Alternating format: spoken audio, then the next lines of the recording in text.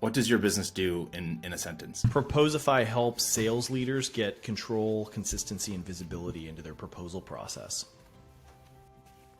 How does it make money? So Proposify's main source of revenue comes from subscription revenue. We have a per-seat model.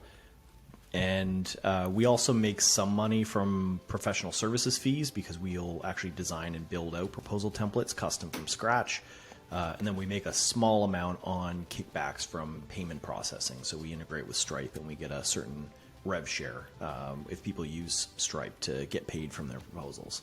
And how would the pie be broken up in terms of revenue if you were to split it up into percentages? 90, probably 5% subscription revenue, and then okay. Professional fees, and then a small amount of transactional. And how much money will it make this year? We should be on target for about like 12 million revenue. How will you grow revenue this year?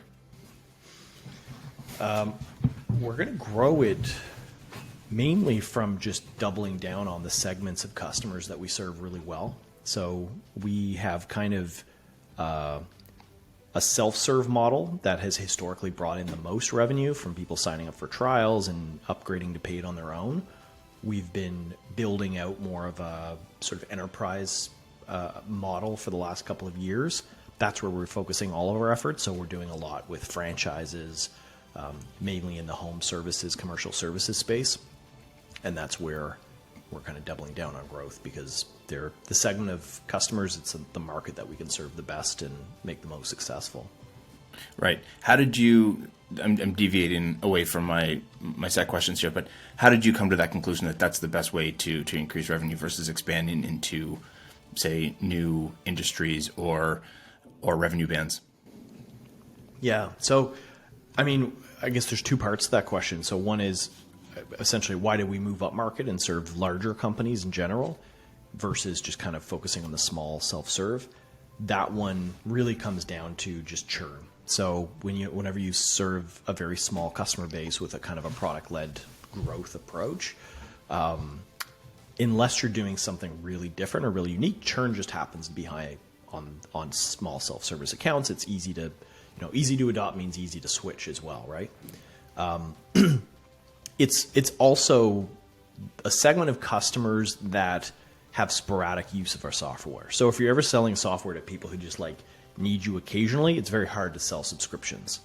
Whereas if you're selling to a company that or a segment that like needs you all the time and they have a large team, then it's going to be a little bit, the sales cycles will be longer and onboarding will be longer, but they'll stick around a whole lot longer. So essentially we started experimenting with this more sales-led approach a couple of years ago. And we found that hypothesis was true. Essentially churn was in the negatives whenever we sold larger accounts.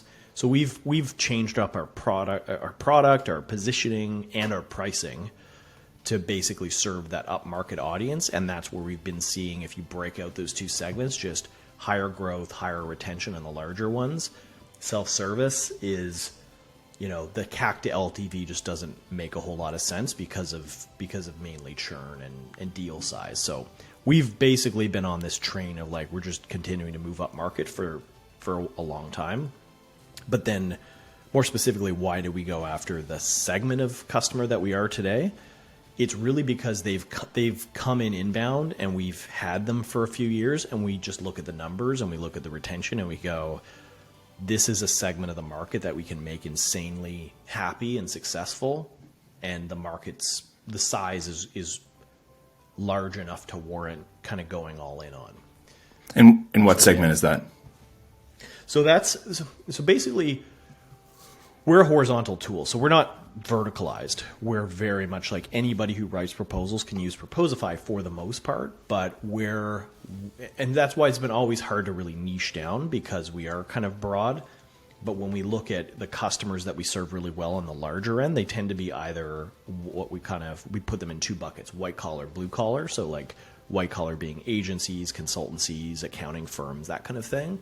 Blue collar being, landscaping, roofing, cleaning, solar panel installation, that kind of stuff, right? Any kind of service where a truck shows up to do some work, right? When we look at the blue collar space, they make up our largest customers, our most successful customers. So we have like Yellowstone Landscaping is one of the largest landscaping firms in the US. They're one of our top 10 customers. ServiceMaster Clean, 360 Clean, Jan Pro, like large commercial cleaning franchises. Everline, one of our top customers. So These customers, it's just the product's very sticky.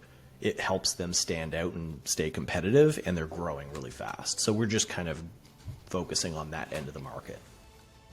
Got it. What's the key to finding great people? I've hired amazing people in my career, and I've hired not amazing people, and everywhere in between. I'm a firm believer that there is no way of getting it right every time. Like, no matter how buttoned down your process is, you'll always make bad hires. Sometimes, right? Yep.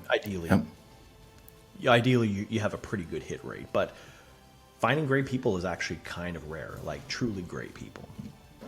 And sometimes somebody can seem great and they can actually be great for 12 months or 18 months or 3 years, and then suddenly they're not what you need anymore. Mm-hmm. So, I mean, I hire a lot on feel and a lot on just having a conversation with somebody and getting a general sense that they can do what they say they can do, because you can kind of tell when somebody gets it and when they can't. But you never know until you bring them on and you observe how they interact in real life. And then you can find out pretty quickly. Okay, I think that's a good answer. A mix between gut and giving people a shot, and then if they work out, great, keep them. And if not, let them go. Yeah, because the resume and the references are so, you can pad those all day, right? You really never know until you're in the throes of it, and ideally, when things are going wrong, is when you really find out how great somebody is. Because a lot of people want to come in. Like, let's just look at 2021. Every company's growing. Supposedly, every company's hiring. People want to join unicorns because you don't really have to try. You just come into an engine that's already working, and you work the system. You just sail the ships you're given. But like, how many of those people now are in companies that are coming up against, the end of their runway, and growth isn't where it needs to be, and sales cycles are longer, and the business needs to reinvent itself to survive? That's where you find out who's great.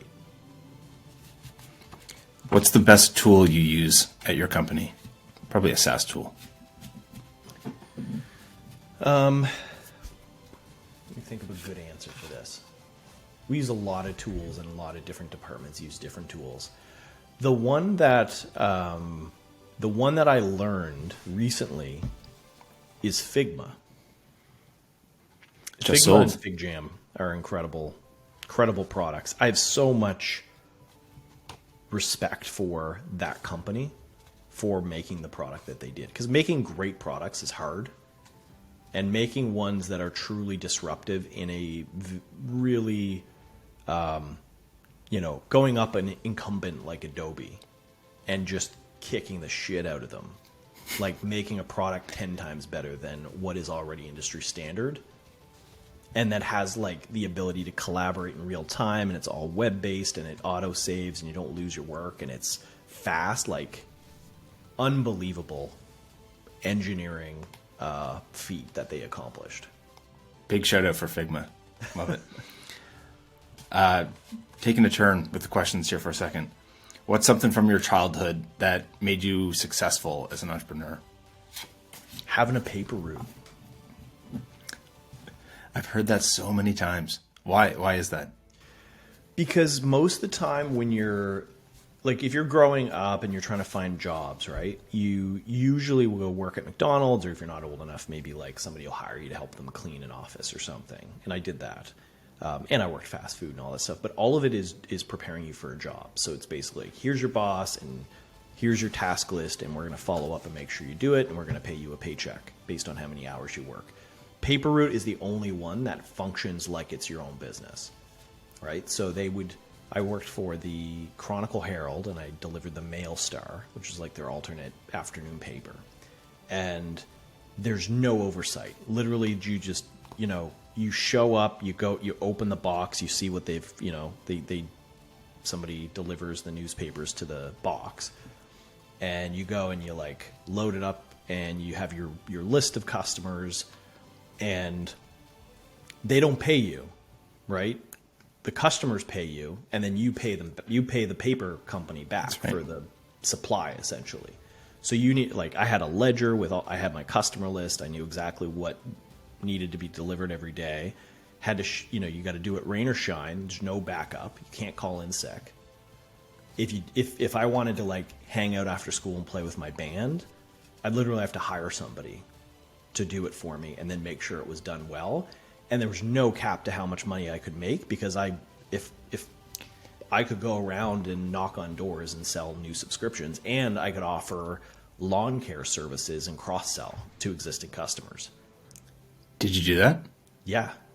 I made a ton Good of for money you. off of mowing lawns in the summer. Oh, that's so brilliant. I love So that. it was the only preparation for entrepreneurship that I could think of that a kid could get. Yeah. I had a paper route as well. It's one like very sales oriented business that you run as a child. Yeah. What's the flashiest thing you own, and how much did you spend on it? I kind of dreaded this question. Last year I got a Porsche Panamera. What color? It's white. How much did you spend on it? What is it worth is like, I think Right. 130,000 or something. But I just lease it. Are you happy that you made that purchase? I am, actually. I was in it today and I was like, because my lease is up next year, and I kind of went the lease route, because then you can change it up at the end of your lease and all that stuff. And it's, smaller payments and all that kind of stuff. So anyway, yeah, I do like it. I don't know if I'm going to keep it. The funny thing about having a Porsche is that you get a lot of attention, but it's only from old men or young boys, and that's it. So it's not the, starts conversations, gets lots of waves and fist bumps and all that stuff when you drive by. I don't like it for that as much, but it just feels great, and I love looking at it. Like, it's a beautiful car, and it sounds great, and so I like it for that. I might downgrade a little bit when the lease is up. I don't need, I'm not the kind of person that we're like, oh, if I had an endless amount of cash, I would just buy up, like, I'd have a Jay Leno lot. Like, I'm not that into it, but I do like it. Got it. That's a long What's your answer, but no? It's fantastic. What's your key to being productive? God, am I productive? I don't always feel productive, but I would say when I am, it's deadlines. Like, if you give me a year to do something, I will not do it until the day before. But then I'll like work for 12 hours and get it done. Yeah. So if you can just shorten your deadlines and like compress your timelines, then you can just get a lot of shit done. Because you're like, I'm the same way. Yeah, I'm the exact same way. I need accountability. I need someone looking over my shoulder with a deadline attached to it. I think a lot of entrepreneurs are like that. Yeah, I think it's actually probably. one of the traits. Yeah, I think you're probably right. Yeah. What's something you do regularly that others don't? This is a hard question because I don't know what other people do.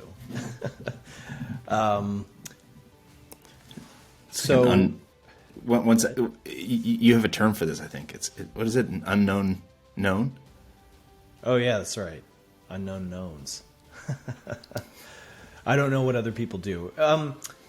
I mean, this is I'm not saying this to sort of make myself sound like I'm an athlete or anything but I work out quite a bit, like several times a week, I would say, 4 to 6 days a week or something, either a run or the gym or, I don't know. Nowadays, I think there's a lot more people doing that kind of stuff, but I would imagine if I looked statistically, probably most people don't do that.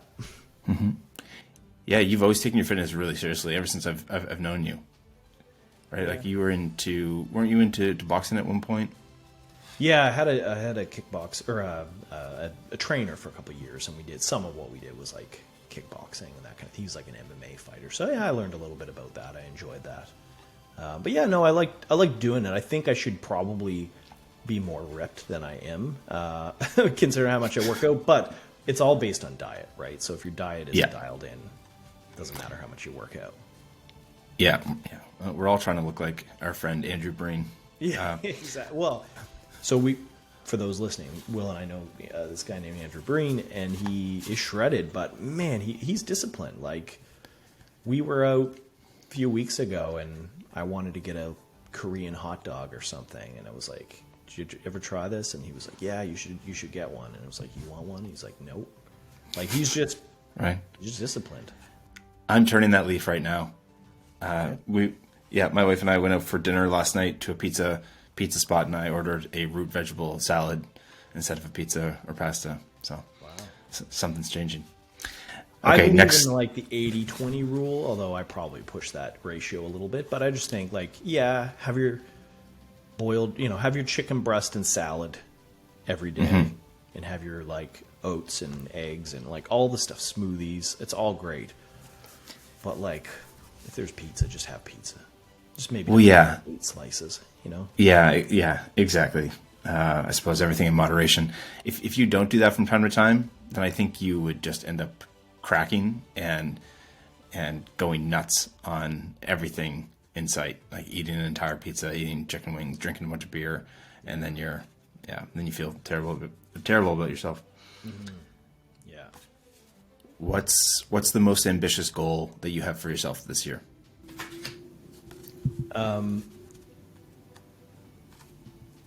Ambitious. I mean, I'm inclined to say what we're doing with Proposify is, we're essentially trying to grow through a recession where it's hard for a lot of companies to grow. So I think even though our sites are a little bit low and they're quite moderate and conservative, like that's still ambitious given just the climate. The other part is like doing that while I started a band about a year and a half ago, or just actually not even about a year ago, and we're coming out with an album in about a month and a half, trying to play some shows, trying to doing that kind of thing. So just having that side project has been really helpful for me, and just being able to say like, hey, a bunch of guys with day jobs and businesses and whatnot like could put together an album that they're proud of, I think is ambitious. Yeah, super neat. I still need to go and watch you. Yeah, we'd love to. What's the lowest low you've had as an entrepreneur? That one's hard to pick. I've had a number of those. I'd have to think through it.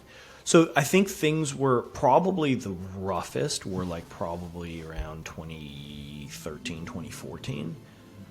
Because that was where essentially I had an agency that was floundering, and we were always like struggling to make payroll, and we were trying to sell that, and we were trying to get Proposify off the ground, and we were trying to raise money for it. So there was like periods in there where I just wanted to like throw in the towel altogether and like go get a job and work somewhere else. And we were in debt. I was in debt personally, and the agency was in debt. That was probably the lowest, but there's been times in the last 10 years, even in the last, you could say COVID happened. At the time, I had a different board than I do now, and different investors who were kind of hostile and causing all kinds of problems. So that was an issue too. So it's hard to pick. Lots of ups and downs. Yeah. What's the highest high that you've had as an entrepreneur? Funny enough, the sort of the high in a way caused the low, but like in 2018, I believe it was, we were so my co-founder and I were able to we raised our first big round of investment, and we were able to sell some secondary. So we were able to sell $1 million worth of shares. So like that was like probably the moment every entrepreneur dreams of, where you can kind of like look in your bank account and see like $1 million. Did you have the classic story where you're refreshing overnight or in the morning? Right. Yeah. Tell me about that. It was amazing because we knew the deal was happening, and we were just going through due diligence. And if anybody's been through like a fundraise or selling their business, they know that once the lawyers get involved, you have no idea when it's going to really happen. It's like, oh, the money's in escrow, but there's these documents that need to be signed, and they're looking, anyway, there's a bunch of shit that you have to wait around on. So you're kind of just like, well, it's going to be one day, or maybe next week, or maybe next month. I happened to be in San Diego for the week because we were sponsoring a conference, and it was traffic and conversion. And I brought my then girlfriend down, and my plan was to propose to her. So she was going to stay the week with me. We were going to like kind of live it up on Coronado Island there, or it's not an island, but anyway, it's in San Diego. So we were staying there. The conference was like in the next day or something. Anyway, it was that morning. It was that morning we were like, oh, it's happening. And so I remember she was in the shower, and I was just like refreshing the bank account. And then when I finally saw it in, I was like, oh, like, and then we went out, went out to the beach that evening, and I proposed, and she said yes. And, and then Wow. we spent the week in San Diego, and Kevin and others were down, and we just had an amazing time. It was the highest of the high. Yeah, it must have felt so. You must have been so happy, but also so emotional. There must have been a lot of feelings going through your mind. Well, and it was a little different, I think, than selling your company, because we still had a significant amount of our ownership left, right? So it wasn't like, there's obviously nothing wrong with selling your business, but like getting to have kind of your cake and eat it too is nice, right? Where you get to like cash out, but also still own a significant amount of your ownership, and you're still continuing to run the company, and now you can just like look for the next big exit or the next big. So it was really good from that perspective. And I would say the other one would have been in 2014 when we started to find product market fit for Proposify, because we had 17 months really since we had launched it of basically no product market fit. And then we started to figure out what customers needed. And then I remember like 1 month our revenue went from like $1,000 to like 3,000. And then it was like 6,000, and then 12,000. And it started to just double every month. And that period was just so exciting, because we were like, holy shit, like this actually is happening. Like it's really working. That big tug forward. Yeah, that's super neat. What do you think of Sam Parr's new business, Hampton? Have you checked it out? I looked it up last night when you sent me kind of the notes. I hadn't heard of it, and I don't even know who he is, quite honestly. I hadn't heard of him before, but it looked to me like kind of like a mastermind group, or sort of like a group coaching type of thing. Looked cool. Yeah, Caitlin Burgoyne's involved in it. Oh, okay. Yeah. Sam Parr runs the podcast My First Million with Sean Puri. It's a podcast that I listen to maybe a couple times a week. Oh, cool. Yeah. Yeah, this is his next business. Let me ask, what do you... So I used to be involved in a kind of a coaching group called SaaS Academy, which was put on by Dan Martell. And I know there's a lot of those now. What to you kind of makes that stand out and is different? I don't know if I can answer what's different, because I really don't know about too many of them. But what's attractive to me is the support and the sense of community. Like, I really lack community here in Halifax, Nova Scotia. I know that there is a tech community, but for whatever reason, I've been a little disconnected from it. And so when I see these communities online, they seem a little more accessible, because I can just hop on a Hangout or join a Signal group or WhatsApp group and chat with people, versus attending an event or getting a group of people to dinner like you organized the other week. Yeah. So, and it's just different perspectives on business, different levels of experience. If you cast a broader global net, you're probably going to reach people that have different experiences than what we might find here in Halifax. Yeah, I agree with you 100%. And that was kind of what I had with the SaaS Academy community. I think that in a lot of ways, whether it's that or whether it's this one or a different one, like a mentorship group or a mastermind group or a coaching group, whatever it is really useful for all that reasons. Like it helps you, especially if you come from a smaller pocket where there's not as much innovation and there's not as much money. It can really help you set your sights higher. And I think that's really important. Most of our limitation is like just literally what we believe is possible. Yeah. Yeah, I completely agree with that. Just a mindset shift. Yeah. I'm going to try and do one of these every week. So who do you think I should speak with next? Emmerich. He's French. I can't remember his last name. Sorry, Emmerich, if you're listening. Emmerich Arnold. Or no, if you pronounce it the French way. He is the CEO of Agora Pulse. So we met in Dan's community, and we've remained really good friends. And he's an inspiration to me. Okay, wow. Agora Pulse is 15 or 20 million ARR SaaS company. They're in social media management, so they compete with like Buffer and Hootsuite and those types of companies. Great product, great CEO. I've learned a lot from him, and you should have him on. Okay, I'll reach out to him and tell him that you sent me his way. Yeah, we'll do. That's all the questions, man. That's it. Okay. Yeah, that's the episode. Thanks for doing this with me. I really appreciate it. Yeah, anytime. My pleasure.